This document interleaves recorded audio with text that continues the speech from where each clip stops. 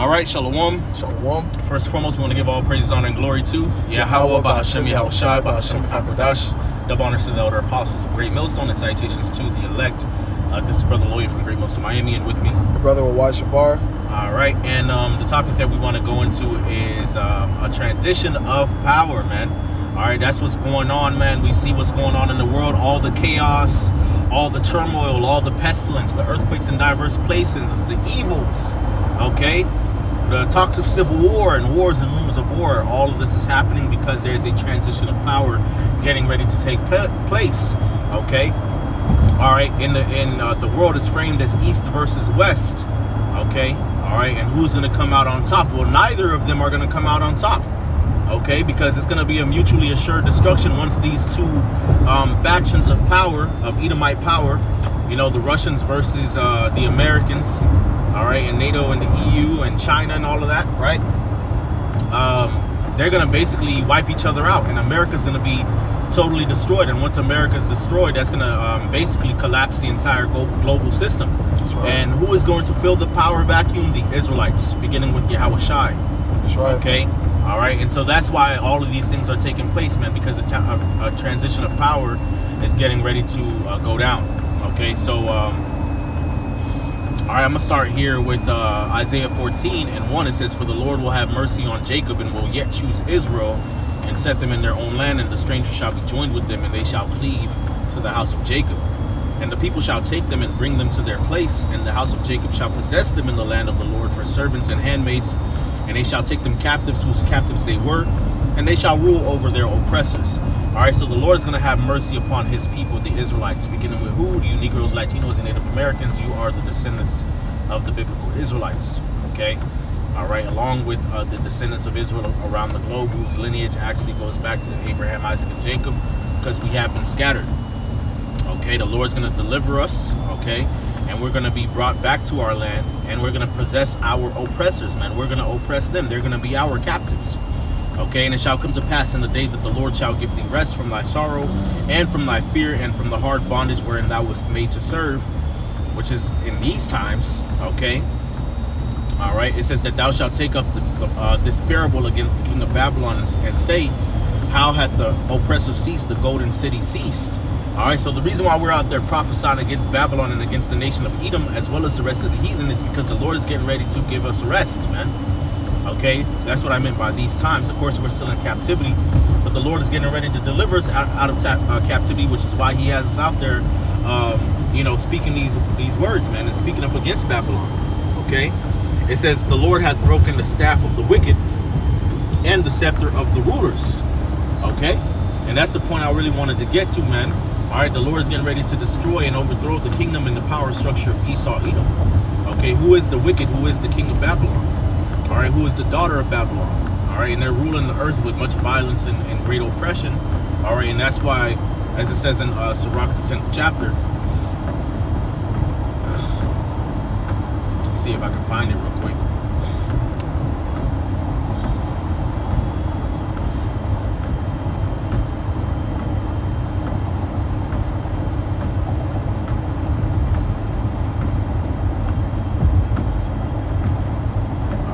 Sirach chapter 10 and verse 8, it says, because of unrighteous dealings, injuries, and riches got by deceit, the kingdom is translated from one people to another. Okay, all right, so Esau has ruled the earth in much wickedness, man. The scriptures say what the earth is given into the hand of the wicked. All right, the scriptures also say that when the righteous are in authority, the people rejoice, but when the wicked beareth rule, the people mourn.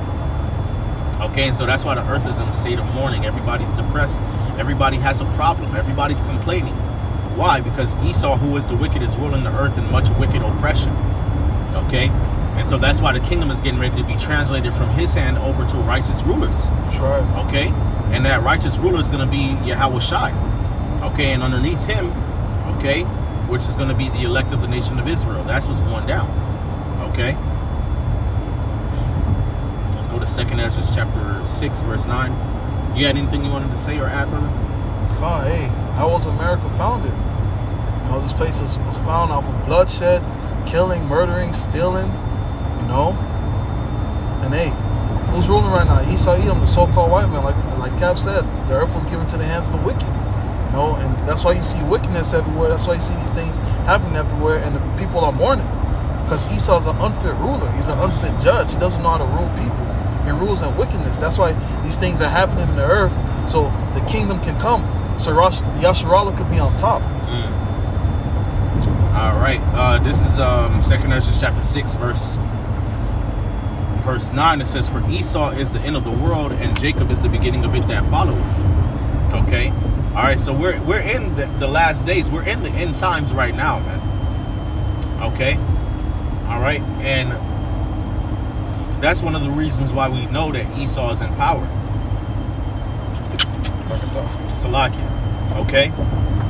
Because we're in the last days, and the scriptures say that in the last days the Edomites would rule in the end of the world, which is the time period that we're in right now. But what's to follow is a righteous kingdom governed by the Israelites. Okay. All right. Beginning with Yahushua, who's a so-called black man from the tribe of Judah, along with the rest of his people, man. Okay, so that's what's taking place, man. All right, if people want to know why, the world is in the state it is right now, nothing seems the same. Time is moving by fast. Okay, music is not the same, food is not the same, relationships are not the same. There's all kinds of chaos and violence going on. It's always one calamity after the next. Well, the reason why is because the Lord is getting ready to translate this kingdom. These are all symptoms of a dying kingdom. Okay. All right. Did you have another precept, brother? Heard about that 2 Ezra 6 and 9? Yeah. Let's see. Genesis. Genesis 25. This is an excellent precept. All right, Genesis chapter 25, and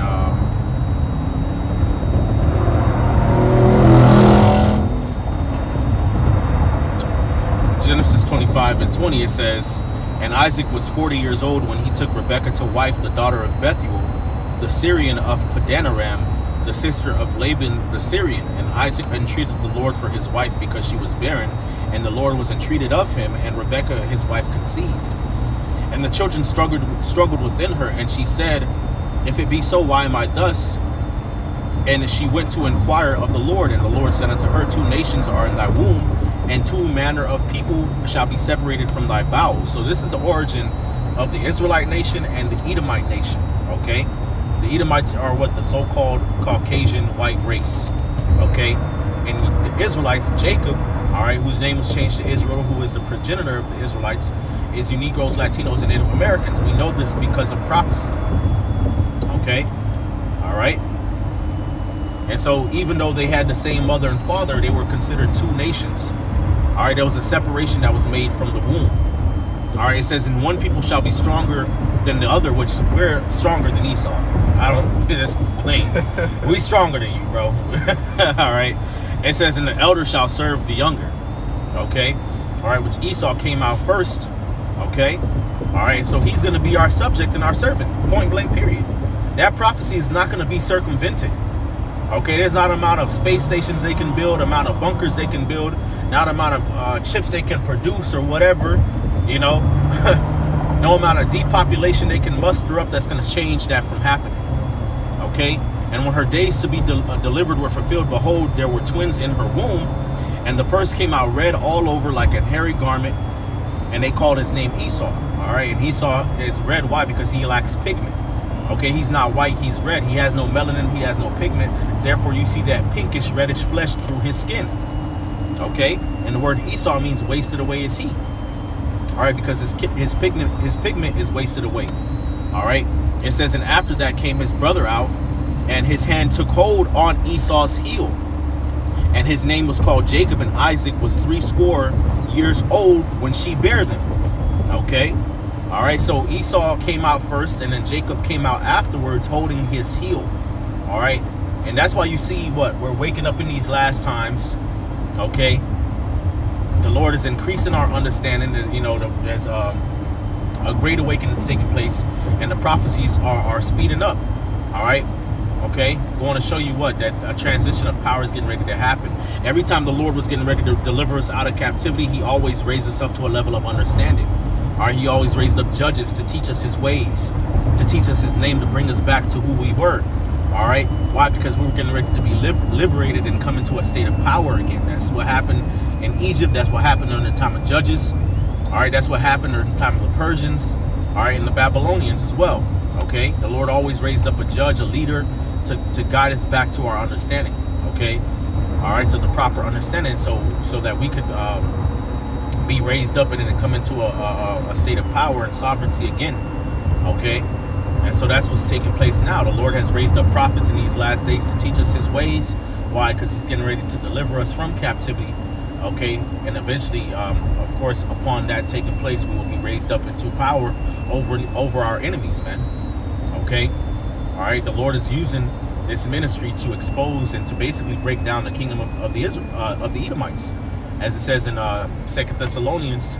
All right, it says the Lord will destroy him with the spirit of his mouth, or consume him with the spirit of his mouth, and destroy him with the brightness of his coming. Okay, so as we continue, as our people wake up, as this word is being pushed, all right, and prophesied, the kingdom of Esau is coming down, man. Okay, so that's what we had for this lesson. You had anything else, brother?